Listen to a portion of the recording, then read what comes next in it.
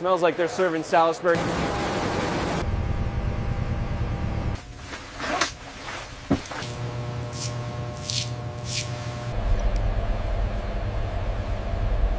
"5,000 sailors, one floating city, 17,000 meals cooked every single day. The USS Gerald R. Ford operates around the clock, never stopping, never resting. But here's what most people don't know. Keeping an aircraft carrier running isn't just about jets and weapons. It's about feeding thousands of hungry mouths, finding space for everyone to sleep in quarters smaller than your closet, and making sure over 4,000 people can shower with only a few gallons of water each. This is the unseen backbone of American naval power, the daily grind that keeps our most advanced warships combat ready, and it's far more complex than you ever imagined. An aircraft carrier isn't just a warship. It's a complete, self-sustaining city that floats on water and projects American military strength across the globe. But while the jets launching off the deck get all the attention, there's an entirely different operation happening below. Every single day, thousands of sailors wake up, work 12-hour shifts, eat 3 full meals, somehow find time to shower, and squeeze into tight sleeping quarters called racks. They do this for months at a time, thousands of miles from home, in the middle of the ocean. Today, we're taking you behind the scenes of daily life aboard a modern American aircraft carrier.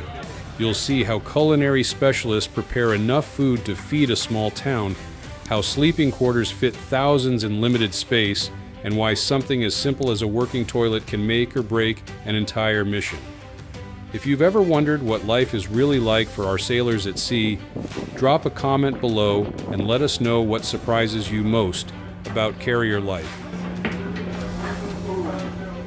The galley, the heart of the ship. Let's start with something every human needs multiple times a day: food. On a Nimitz-class carrier like the USS Harry S. Truman, there are 5 separate galleys operating simultaneously. On the newer Ford-class carriers, that number drops to 2, but they're far more efficient. Either way, the mission is the same: feed over 5,000 people, 3 meals a day, plus a midnight meal called mid-rats for sailors working overnight shifts. Do the math. That's more than 17,000 meals prepared, cooked, and served every single day. And it all happens in kitchens that operate 22 hours a day.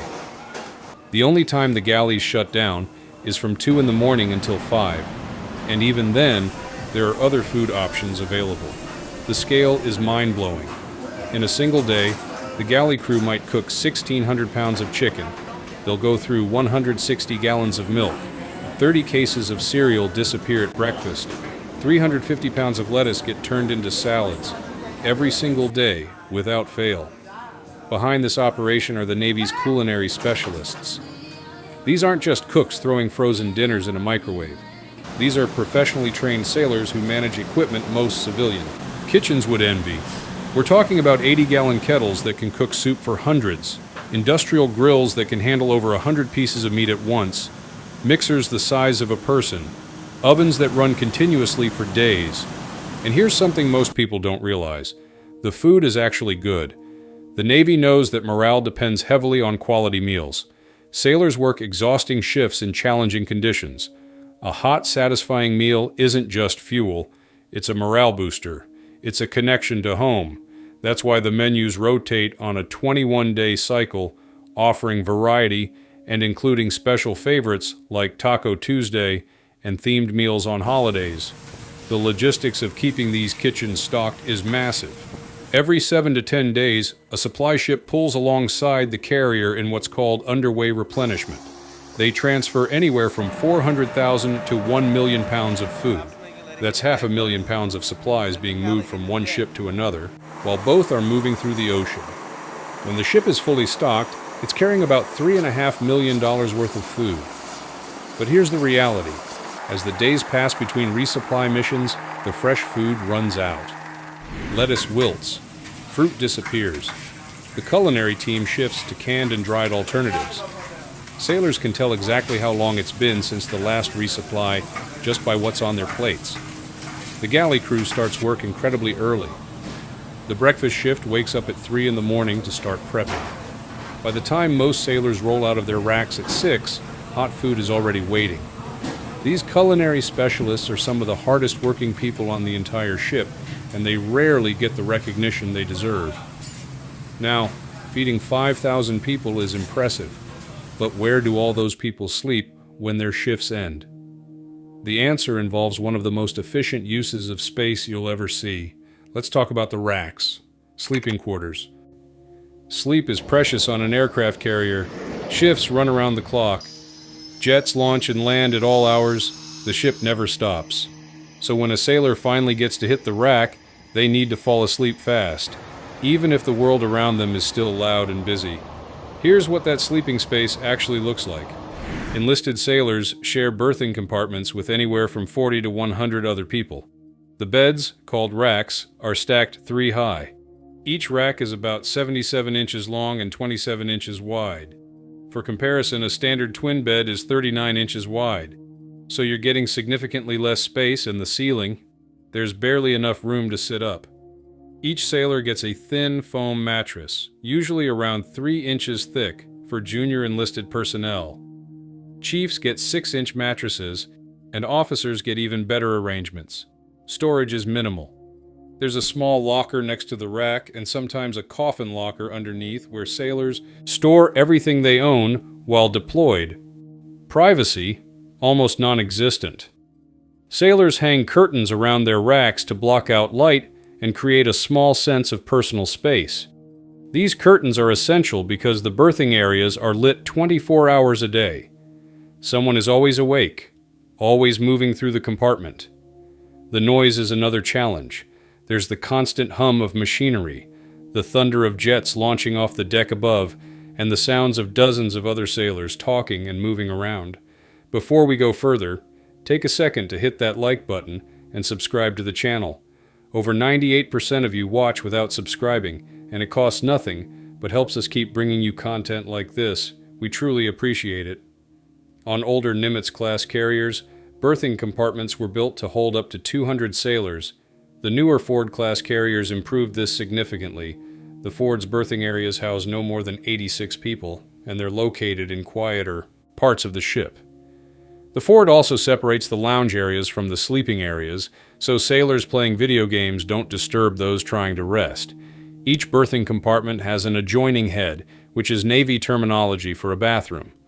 This means sailors don't have to get fully dressed just to use the toilet or take a shower. On older ships, sailors had to walk down passageways to reach the nearest head, and that meant getting dressed even for a quick trip in the middle of the night. Officers have it better. Junior officers share staterooms with 1 or 2 other people.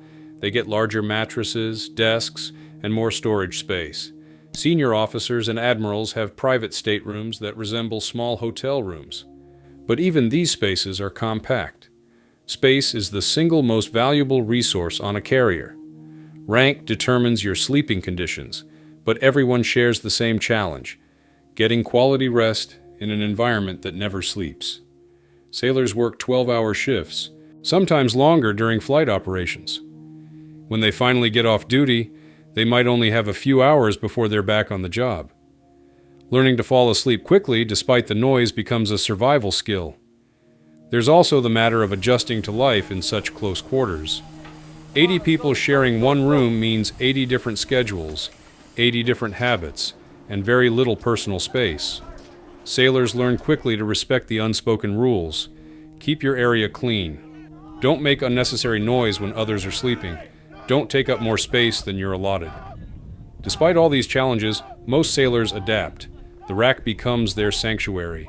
It's the one small space that's truly theirs. Some personalize their curtains. Others keep photos in their lockers. It's not much, but it's home for months at a time. So we've covered eating and sleeping.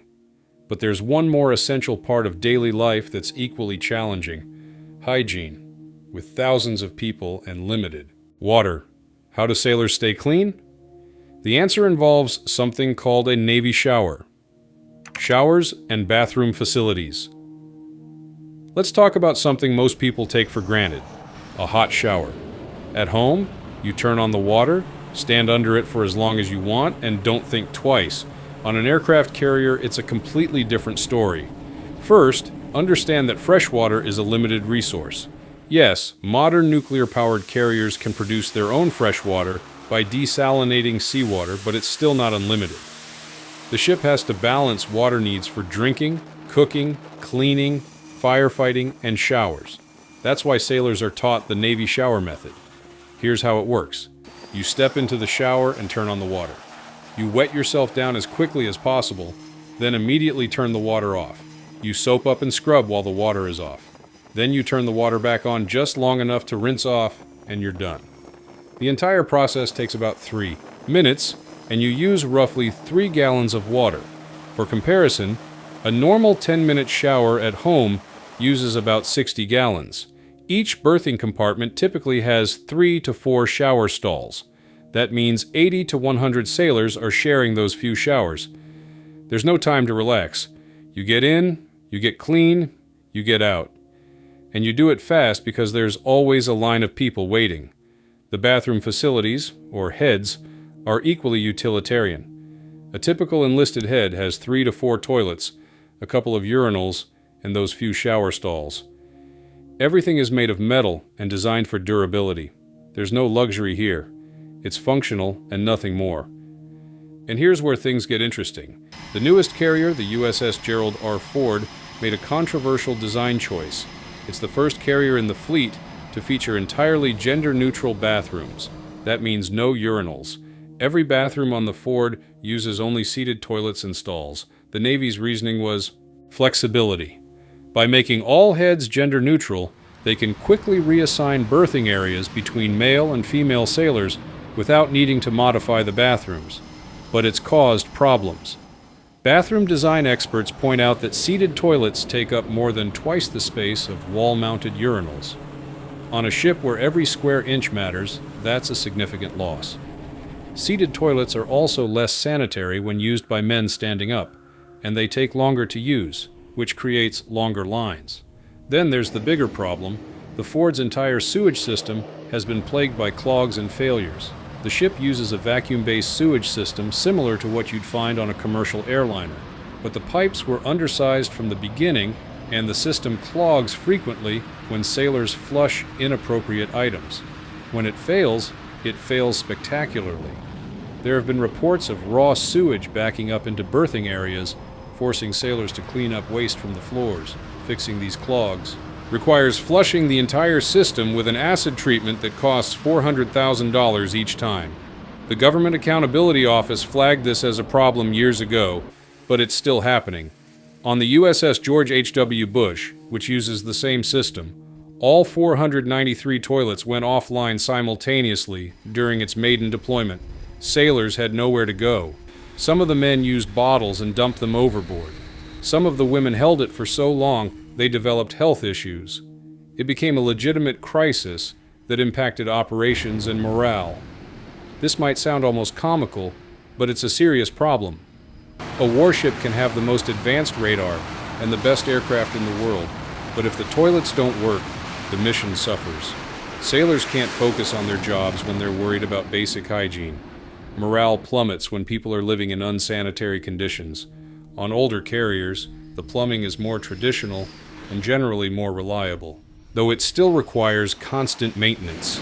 Sailors assigned to clean the heads have one of the least glamorous jobs on the ship, but it's absolutely essential.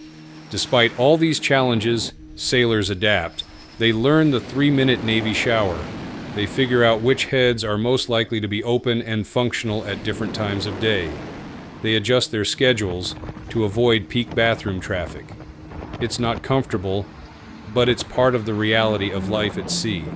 And here's the thing. Most sailors don't complain. They understand that these limitations come with the job. They know that the mission comes first, and personal comfort is secondary. That's the mindset that makes the Navy work. The bigger picture. When you step back and look at the full picture, what you're seeing is an incredible feat of logistics and human endurance. An aircraft carrier is one of the most complex machines ever built.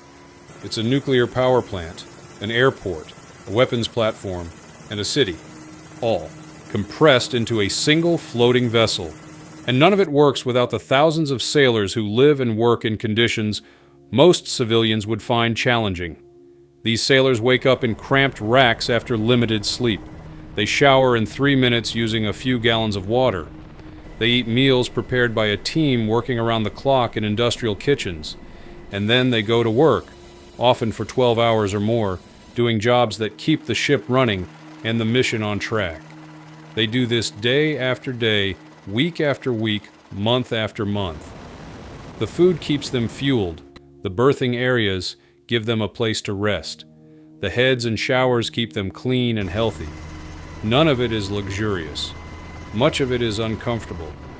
But all of it is carefully designed to sustain a crew of thousands in the middle of the ocean for extended periods. And the crew makes it work. They build routines, they find small comforts, they support each other through the challenges. The shared experience of carrier life creates bonds that last a lifetime. Sailors who serve together on deployment understand each other in ways that civilians often can't. The Navy continues to improve these systems with each new class of carrier. The Ford-class ships have better berthing layouts, quieter spaces, and more efficient galleys. Future designs will likely address the plumbing issues and further improve quality of life, but the fundamental reality won't change. Carrier life will always require sacrifice, adaptation, and a willingness to put the mission above personal comfort. What makes this even more impressive is the age range of these sailors. Many of them are in their late teens or early 20s. They're fresh out of high school, and suddenly they're living in one of the most demanding environments imaginable. They're working jobs with real responsibility, operating equipment worth millions of dollars, and doing it all while living in a space smaller than most people's closets. For those watching who served or have family who served, you understand this reality. You know what it takes to make a deployment work. You know the sacrifices these sailors make, not just in combat, but in their daily lives.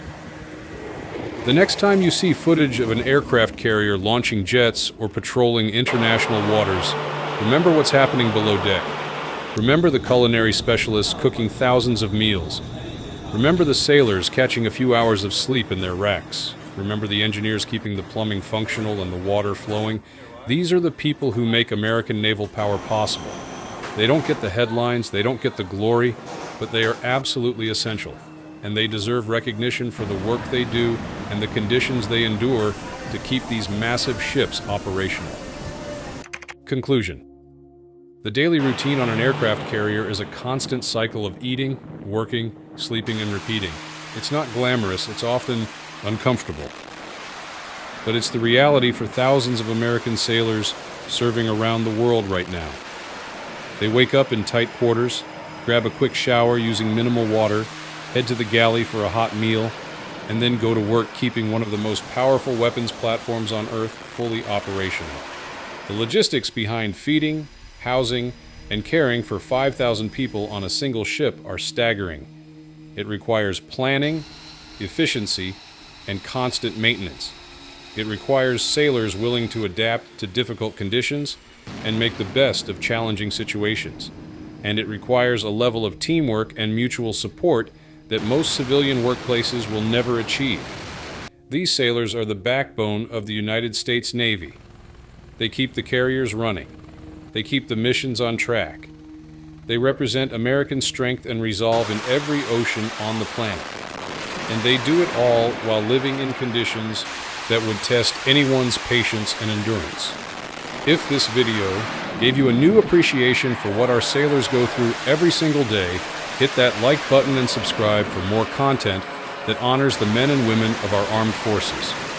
Drop a comment below sharing your thoughts or your own experiences if you've served on a carrier.